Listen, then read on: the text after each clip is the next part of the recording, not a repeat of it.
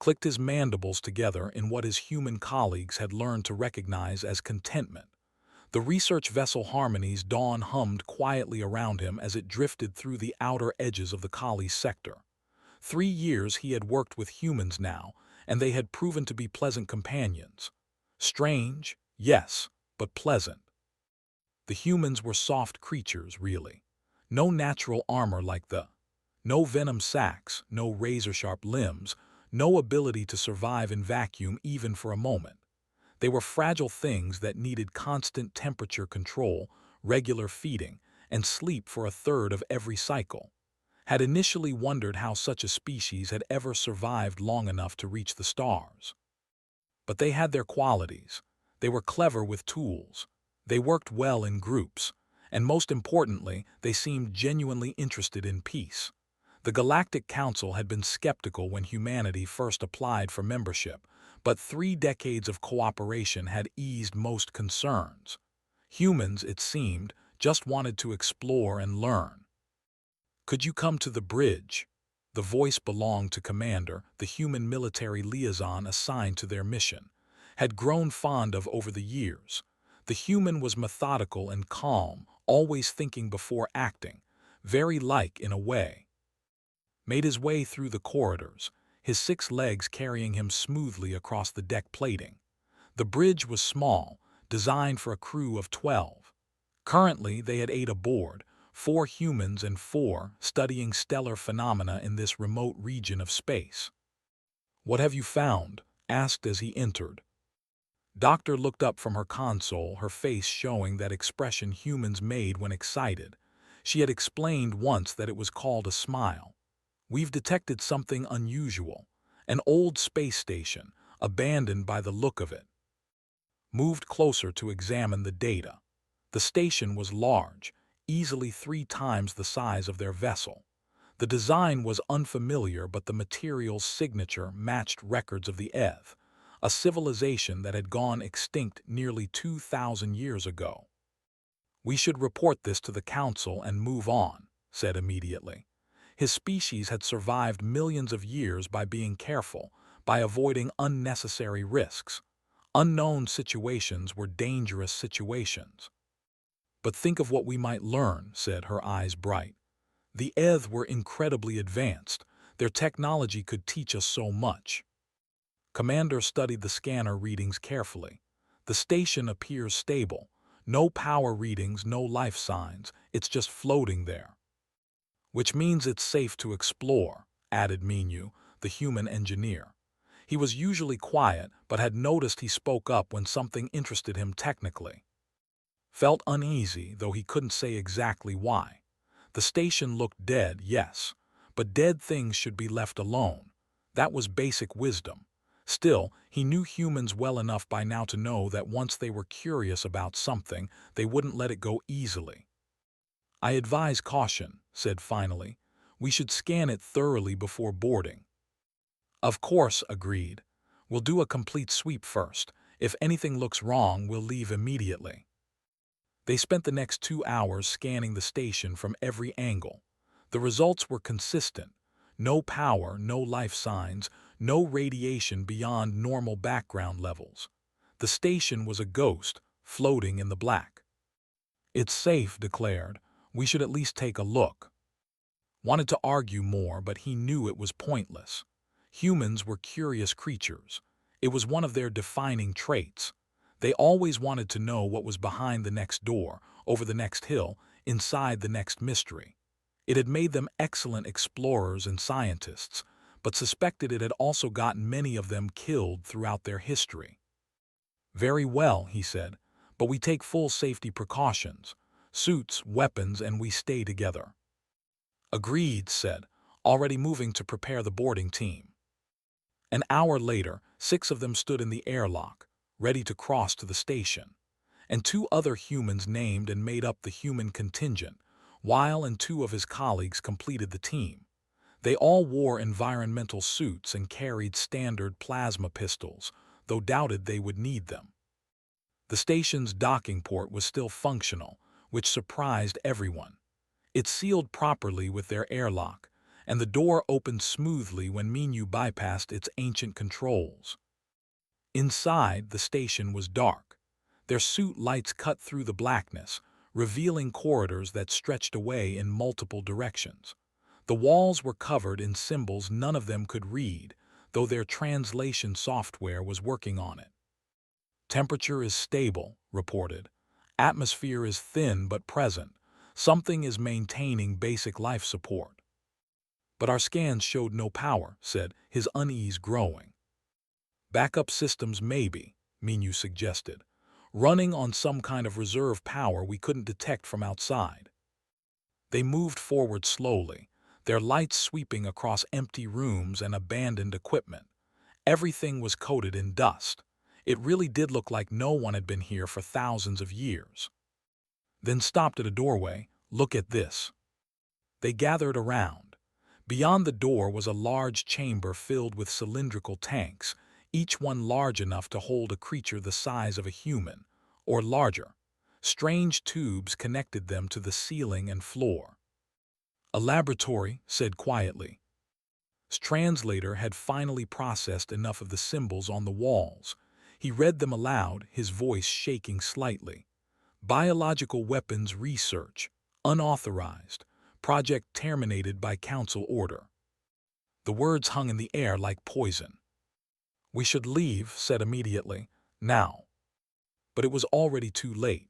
Behind them, something in the darkness released a sound that was half roar, half screech, and the lights in the chamber began to turn on, one by one. The creature emerged from the shadows like a nightmare made real. It stood 12 feet tall on 4 powerful legs, its body covered in plates of bioengineered armor that gleamed dully in the growing light. Its head was mostly mouth, filled with rows of teeth designed for one purpose only, killing. His mind went blank with terror. This was wrong. This was all wrong. His species had evolved on a peaceful world with no large predators. They had never needed to learn how to fight because nothing had ever hunted them. Fear, for his people, was a paralyzing thing. It froze the body and clouded the mind. He couldn't move, couldn't think, could barely breathe. The creature lunged forward with horrible speed. One of his colleagues, a young named, was in its path. There was a terrible sound of tearing metal and screaming that cut off too quickly. When the creature moved away, was no longer alive. Heard his own voice making a high-pitched keening sound, a distress call that meant absolute terror. His legs wouldn't respond to his commands. His body had simply shut down. Then he heard something that cut through his panic.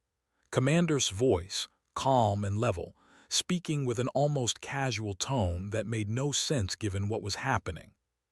Contact, large predator hostile, cover left corridor, get to the door controls with me, stay down. The humans moved, but the way they moved was wrong. They didn't run in panic. They didn't freeze in fear. They spread out with purpose, their weapons coming up smoothly, their bodies low and balanced, like they had done this 1,000 times before. The creature charged at. The commander didn't retreat. He fired 3 shots at its legs, forcing it to stumble, then dove to the side in a roll that brought him back to his feet in one fluid motion. The creature was fast, but was faster in a way that seemed impossible for such a fragile species. Armor plating is thick, called out, his voice still eerily calm. Aim for the joints and eyes. Another fell, killed by a second creature that appeared from a side corridor. Wanted to scream, wanted to run, but his body still wouldn't obey. He was aware, somewhere in the back of his frozen mind, that he was about to die. Then was there, pulling him backward with surprising strength. Move, we need to go now. But even as she pulled him, she was firing her weapon with her other hand, each shot placed with careful precision at the first creature's leg joints. Her face showed no panic, no terror, just focus. More creatures were emerging from the tanks. The lights revealed dozens of the cylinders, and things were moving inside them, pushing against the glass.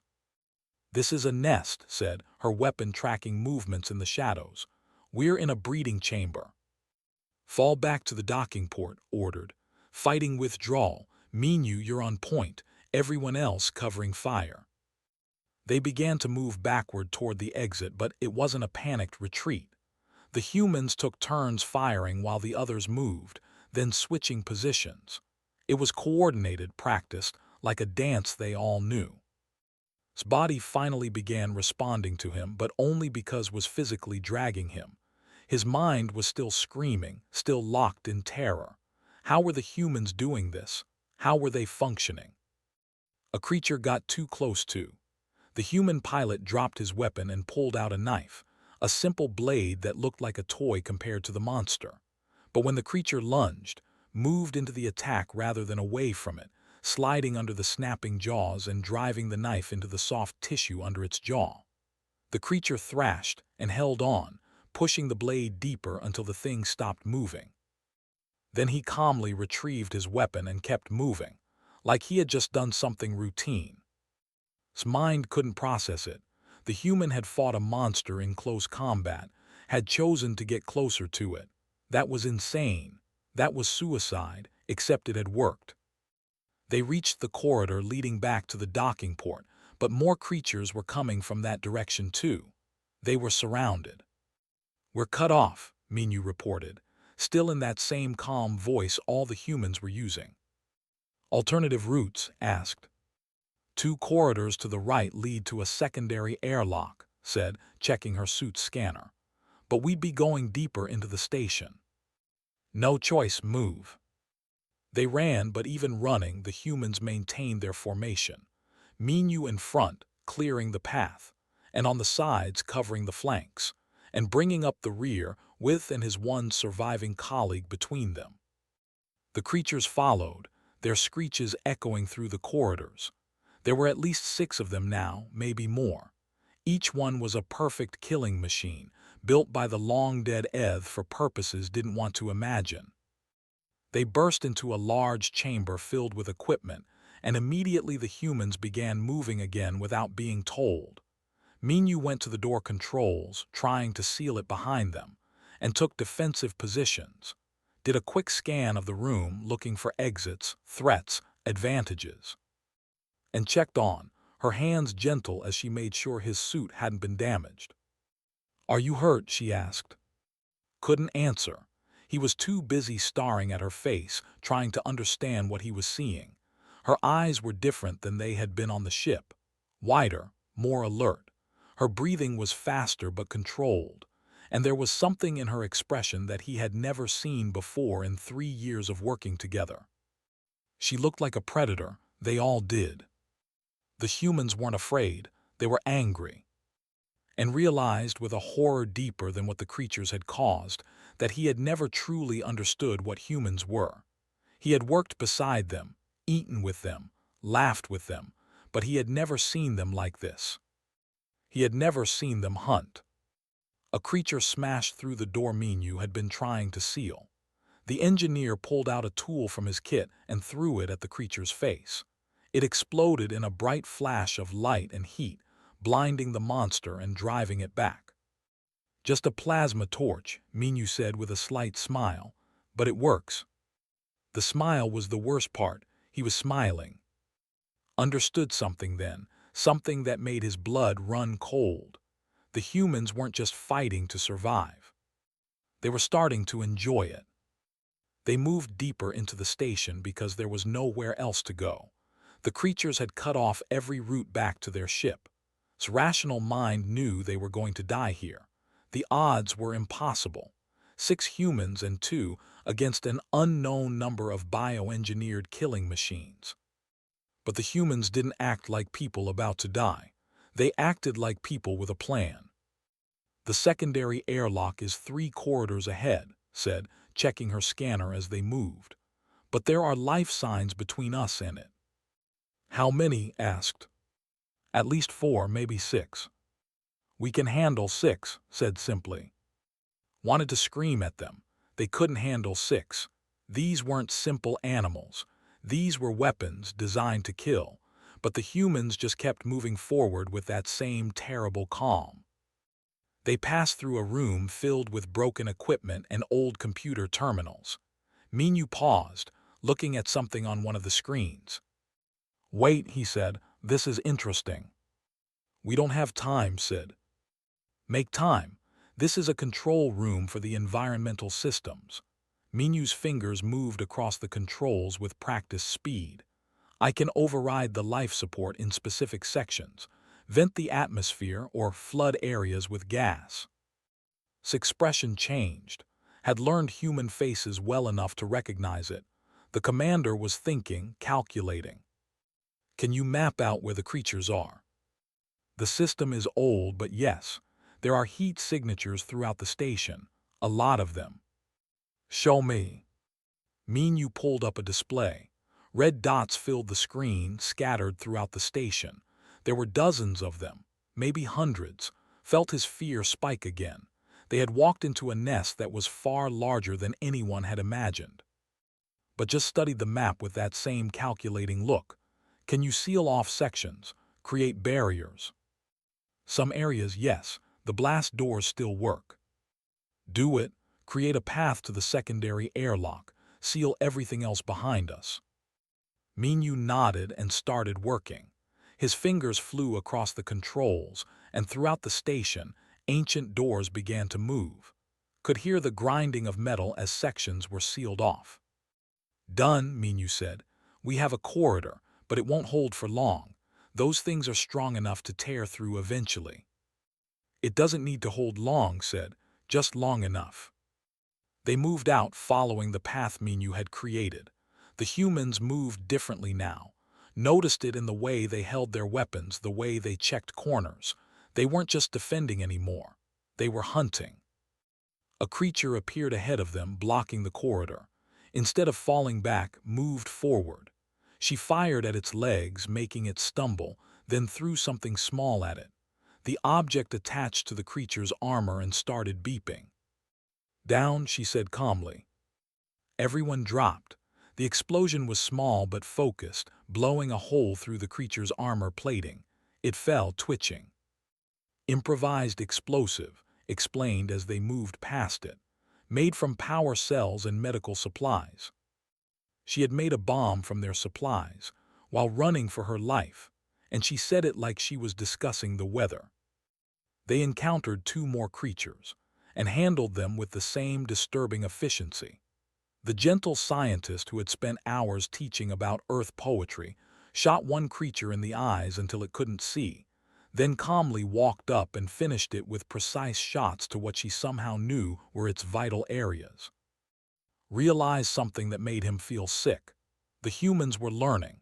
With each encounter, they were getting better at killing these things. They were adapting, finding weaknesses, sharing information with each other in short, quick phrases. "The armor is weaker on the underside," called out. "They're blind on the right side," added. "They hesitate before jumping," noted. They were studying the creatures even while fighting them. Even while running for their lives, they were learning how to kill more efficiently. A creature cornered in a side passage. He had gotten separated from the group, turned around in the chaos. The monster approached slowly, as if it knew he couldn't fight back. His body locked up again, the paralyzing terror of his species taking over. This was how he would die, frozen in fear, unable even to run. Then was there, appearing from nowhere. But he didn't shoot the creature. Instead, he moved between it and nothing in his hands but a plasma knife, a tool barely 6 inches long. The creature was 12 feet of armored death, was a 6-foot human with a knife smaller than some of the monster's teeth. "Come on then," said quietly to the creature. The monster lunged, moved, not away, toward it. He slid under its body as it jumped, the knife flashing out to cut through the weaker armor on its belly. The creature's own momentum did the rest, its weight tearing the wound open as it landed. It thrashed and screamed, but was already rolling away, coming back to his feet in a smooth motion. He waited, knife ready, as the creature bled out. He was smiling, just slightly, but it was there. "Are you okay?" he asked, offering a hand to help him up. Took the hand but couldn't speak. He couldn't reconcile what he had just seen with the calm, methodical commander he had worked with for 3 years. That person wouldn't have engaged a monster with a knife. That person wouldn't have smiled while doing it. But this person did. This person had chosen to fight up close when he could have shot from a distance. This person had looked at a killing machine and decided to engage it in close combat. This person wasn't trying to survive. He was trying to win. "We need to keep moving," said, his voice back to that professional calm. "The others are waiting." They caught up with the group at the secondary airlock. Minyu was working on the controls while the others covered him. More creatures were coming, their screeches getting louder. "How long?" asked. "2 minutes," Minyu replied. "We don't have 2 minutes," said, firing at shapes moving in the darkness. "Then hold them for 2 minutes," said simply. And they did. 5 humans against dozens of creatures, and they held the line. They fired, they moved, they covered each other, they adapted. When one ran out of ammunition, another stepped forward. When one was pressed too close, another created space. Watched them and understood something terrible. The humans weren't fighting desperately. They were fighting efficiently. This was something they knew how to do, something they were built for. Humans were predators, not the kind that relied on claws or venom, the kind that relied on intelligence, coordination, and the absolute refusal to give up. The kind that ran their prey to exhaustion across endless plains. The kind that looked at every other species on their planet and decided they would be the ones who survived. The airlock opened with a hiss. "Go," ordered. They piled through, and Minyu sealed it behind them. The creatures hit the door seconds later, but it held, for now. But they weren't safe yet. They were deeper in the station than ever, with more creatures between them and escape than before. And realized he wasn't afraid of the creatures anymore. He was afraid of the humans, afraid of what they had become, afraid of what they had always been. The secondary airlock led to a docking bay, but it was empty. No ships, no escape pods, nothing but open space beyond the force field that kept the atmosphere in. They were trapped in a dead end with the creatures still coming. Immediately tried to contact their ship. "Harmony's Dawn, this is Commander. We need immediate extraction. Our position is the East Docking Bay, Sector 7. Static answered him. Then a voice broke through, distorted but recognizable. "Commander, this is Harmony. We're reading you. Dispatching rescue shuttle with security team. ETA 15 minutes. Understood, we'll hold position." 15 minutes. Knew they wouldn't last that long. The creatures were already working on the airlock door behind them. The metal was beginning to buckle under their assault. Knelt beside, checking a wound on his carapace that he hadn't even noticed he had received. Her hands were steady as she applied medical foam. "You're going to be okay," she said softly. "How can you be so calm?" asked, the words finally breaking free. "We're about to die and you're all acting like this is normal." Paused, then gave him that expression humans called a sad smile. "It is normal. For us, anyway. Humans have been in situations like this for hundreds of thousands of years. We evolved doing this." "Evolved doing what?" "Dying." "No, surviving when we shouldn't. Humans are very good at not dying." She finished with his wound and checked her weapon. "We're afraid, I'm terrified right now, but human fear works differently than yours." Before could ask what she meant, the airlock door burst open. 3 creatures poured through, moving fast. The humans opened fire, but these monsters had learned too.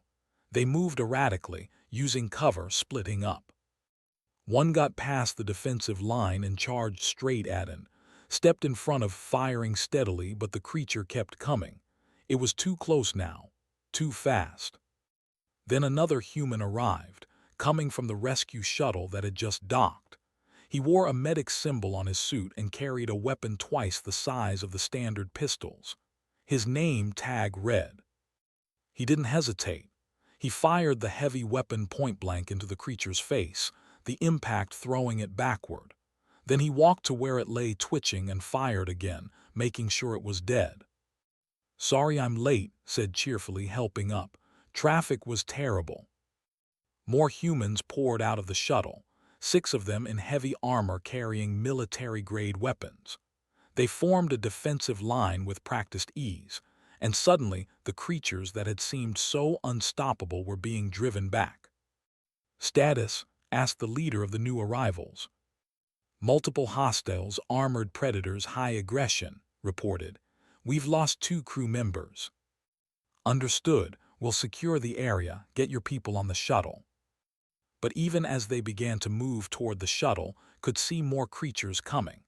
Dozens of them, pouring out of corridors throughout the docking bay. The heat signatures Minu had detected earlier, all converging on their position. "That's a lot of targets," observed, still in that casual tone. "We can't fight that many," said, his voice cracking. "Sure we can," said, loading something new into his weapon. "Might take a few minutes, though. Commander, you should get the to safety." Nodded, fall back to the shuttle, fighting retreat. Heavy weapons give us suppressing fire. The new arrivals opened up with their larger weapons, and the effect was immediate. Creatures that had shrugged off pistol fire were torn apart by the sustained fire, but there were too many of them. For every one that fell, 2 more appeared. Grabbed and started pulling him toward the shuttle, firing one-handed as they moved. Behind them, could hear the other humans calling out targets, coordinating fire, supporting each other. And they were laughing. Some of them were actually laughing. "Are they insane?" demanded. "Probably a little," admitted. "Adrenaline does weird things to humans, makes some people giddy." He pulled behind cover and checked him over with quick, efficient movements. "You're in shock, normal for in-combat situations. Your species never evolved to deal with this kind of stress." "And humans did." Gave him a strange look. "Humans didn't just evolve to deal with stress. We evolved to thrive on it. You know what happens to a human body when we're afraid? Our heart rate increases, pumping more blood to our muscles. Our pupils dilate so we can see better. We stop feeling pain as acutely. Our reaction time improves. We become faster, stronger, more focused." "That's impossible. Fear should make you weaker." "For you, maybe. For us, fear makes us sharper, better. It's a combat enhancement built into our biology." Fired at another creature, hitting it in the eye. "Every human body is designed to turn fear into power. We're natural warriors, whether we want to be or not." An explosion rocked the docking bay. Saw Minu and working together, rigging charges on support columns throughout the bay. "What are they doing?" he asked. "Collapsing the bay," said calmly. "We seal the creatures in, we escape, everyone goes home." "But that's insane. We're in the bay." "We're near the exit of the bay. Important difference." The other humans were already falling back to the shuttle, firing as they moved. The creatures were closing in, but the heavy weapons were keeping them at a distance. Barely. "Charges are set," Minu called out. 30-second timer. "Everyone on board," ordered. "Now." They ran. His legs worked this time, driven by terror and survival instinct. The humans moved around him, making sure he and the other made it to the shuttle first, practically through the door. The last human was, sprinting for the shuttle as the creatures closed in behind him. He dove through the door just as the timer hit 0. The explosion was massive. The supports gave way and part of the docking bay collapsed, crushing creatures and sealing off the entrance. The shuttle was already moving, piloted by, threading through the debris field with impossible precision. They hit open space and the shuttle's engines roared to life, pushing them away from the station. Behind them, more explosions rippled through the structure as the charges Minu had set throughout their retreat all detonated. The station began to tear itself apart. Inside the shuttle, the humans began to check each other for injuries, their movements routine and efficient. They talked quietly, professionally, like they had just finished a training exercise rather than barely escaping death. sat in stunned silence, his mind trying to process what he had witnessed, sat down next to him and handed him a drink container. "Water," the medic said. "You're dehydrated." Took it with shaking hands. "How can you all be so calm?"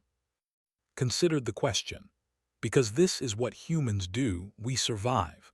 No matter what the odds are, no matter how scared we are, we survive. It's what made us the dominant species on Earth. It's what got us to the stars." "Your world must have been terrifying." "It was, still is in some places. Earth made us what we are. It shaped us into survivors." Smiled, but it was a sad expression. "We're not warriors because we want to be. We're warriors because we had to be. Every human alive is descended from the ones who refused to die." Looked around the shuttle at the humans, seeing them with new eyes. They weren't the gentle, curious explorers he had thought he knew. They were predators who had chosen to be peaceful. And that choice, he realized, made them more terrifying than any creature could be. Because predators who choose peace can also choose war. The Harmony's dawn felt different when they returned. The corridors were the same, the walls the same, the quiet hum of the engines unchanged, but saw it all differently now. He saw the humans differently. The medical bay had patched up everyone's wounds within hours. Human medicine was remarkably efficient, something had never really appreciated before. Now he understood why. A species that fought as much as humans did would need to be good at healing. Found him in the observation deck 12 hours after their return, staring out at the stars.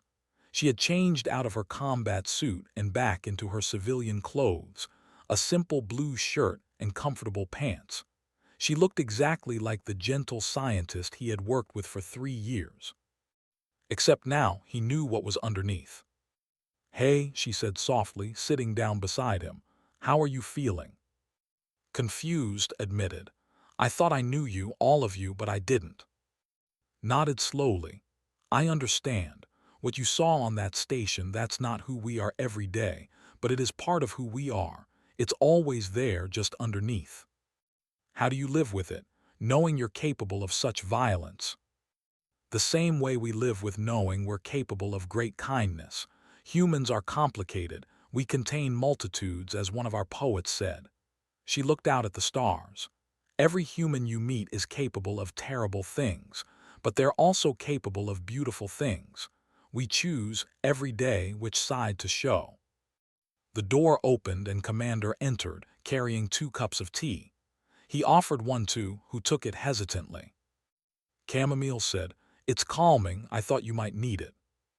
This was the same man who had fought a 12-foot monster with a knife. Now he was serving tea and being thoughtful about it.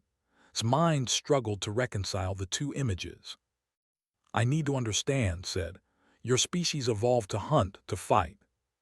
Sat down across from them, cradling his own cup. "Yes, humans are persistent hunters. On Earth, we weren't the biggest or the strongest or the fastest, but we could run. We could run for hours, days if necessary.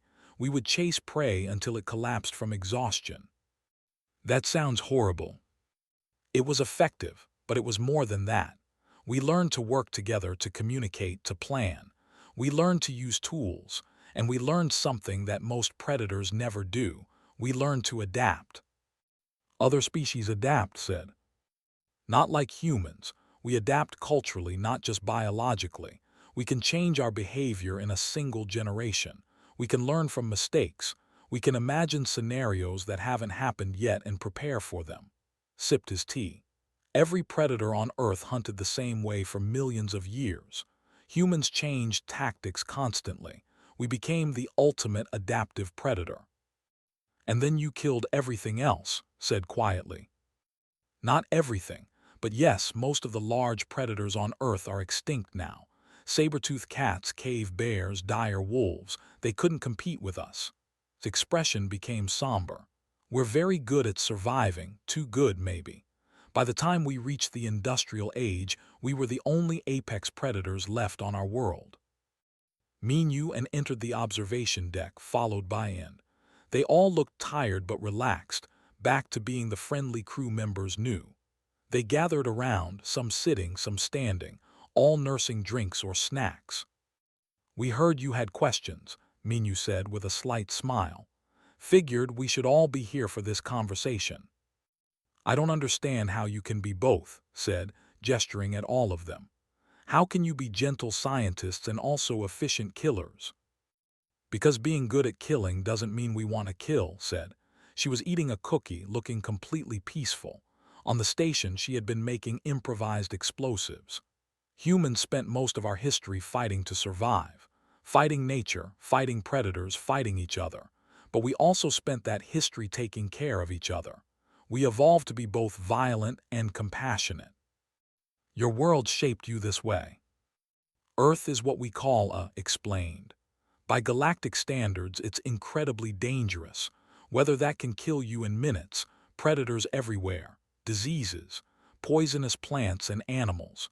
Humans evolved in an environment where everything was trying to kill us. That explains the violence, but not the kindness. Spoke up, his voice thoughtful. We needed both. A human alone would die on Earth, but humans together could survive anything. So we evolved to be social, to care for each other, to work as teams. The most successful humans weren't just the strongest fighters. They were the ones who could make friends, build alliances, inspire loyalty. "We're pack hunters," added. "We take care of our pack. That's built into us just as deep as the hunting instinct, maybe deeper." Thought about what he had seen on the station, the way the humans had protected each other, the way had stepped in front of him without hesitation, the way had come back for him when he was cornered. "You were protecting me," he said slowly. "All of you. Even when I was useless, when I couldn't help, you still protected me." "Of course we did," said, looking surprised that he even questioned it. "You're our friend, you're part of our crew, that makes you pack." "But I'm not human." "Doesn't matter. Humans are really good at deciding who counts as pack. We can extend it to anyone, any species, any background. If we decide you're one of us, you're one of us," she smiled. "That's our superpower, really, not the violence, the cooperation." Leaned forward. "I need you to understand something important. What you saw on that station, that's not who we want to be. That's who we can be when we have to be. But we spend every day choosing not to be that. Every single day, billions of humans wake up and choose peace over violence.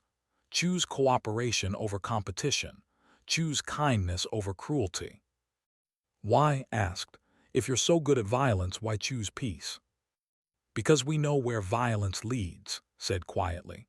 "We've fought enough wars to know that everyone loses in the end. We've seen enough death to know it's not glorious or honorable, it's just sad. We've been violent for so long that we understand, better than any peaceful species ever could, why peace is worth preserving." Minyu nodded. "The Galactic Council was afraid of humans at first.